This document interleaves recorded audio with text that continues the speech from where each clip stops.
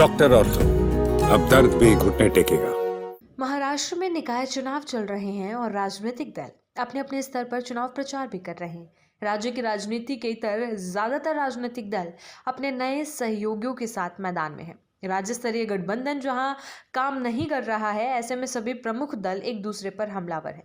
अब मुख्यमंत्री देवेंद्र फडणवीस ने एनसीपी नेता और उप मुख्यमंत्री अजीत पवार पर अप्रत्यक्ष रूप से निशाना साधते हुए कहा कि जो लोग पुणे के इंफ्रास्ट्रक्चर डेवलपमेंट में बीजेपी के योगदान पर सवाल उठा रहे हैं, उन्हें पहले खुद को आईने में देखना चाहिए। सीएम फडणवीस कल सोमवार को पुणे में चुनाव प्रचार के दौरान पवार के उस दावे का जवाब दे रहे थे कि केंद्र और राज्य से भारी वित्तीय मदद मिलने के बावजूद पुणे का स्थानीय नेतृत्व इसे सार्थक विकास में बदलने में नाकाम रहा। पुणे नगर निगम चुनावों के लिए प्रचार करते हुए अजीत पवार ने रविवार को कहा था कि नाकामी शहर के नेतृत्व में बदलाव की जरूरत को रेखांकित करती है।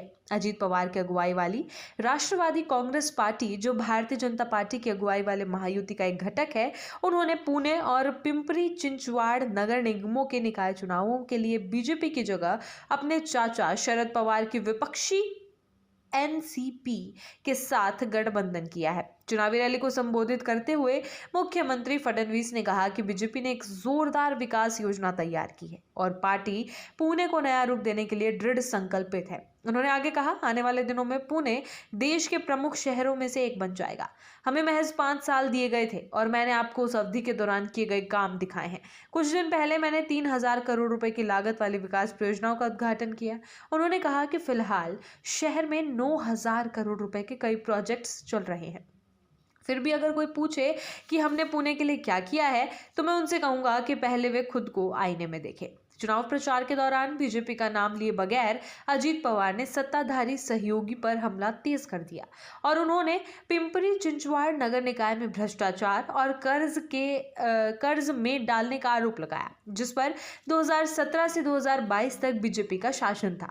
पवार के आरोप पर सीएम फडणवीस ने कहा कि बीजेपी 2017 में पुणे नगर निगम में सत्ता में आई और मेट्रो, समान जल आपूर्ति योजनाएं, मूला और मूठा नदियों का कायाकल्प, रिवर फ्रंट प्रोजेक्ट, ट्रैफिक कम करने के उपाय समेत कई अहम प्रोजेक्ट शुरू किए गए और कुल मिलाकर जिले में आवाजाही में सुधार के लिए ठोस कदम उठाए गए।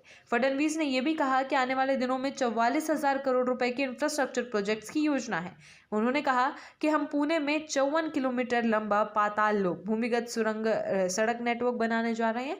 इस बड़े प्रोजेक्ट के लिए 32,000 करोड़ रुपए आवंटित किए गए। इस दौरान विपक्ष पर निशाना साधते हुए मुख्यमंत्री फडणवीस ने कहा, हम शरीफ लोग हैं और झगड़ा नहीं करते, लेकिन जब समय आएगा तो सभी जानते हैं कि हम किसी से भी नहीं डरते। अपने भाषण के दौरान फडणवीस जब पानी पीने के लिए रुके तो चुटकी लेते हुए कहा कि वो चुनावों में विरोधियों की हार जरूर सुनिश्चित करेंगे। डॉक्टर ऑर्थो, अब दर्द भी घुटने टेकेगा।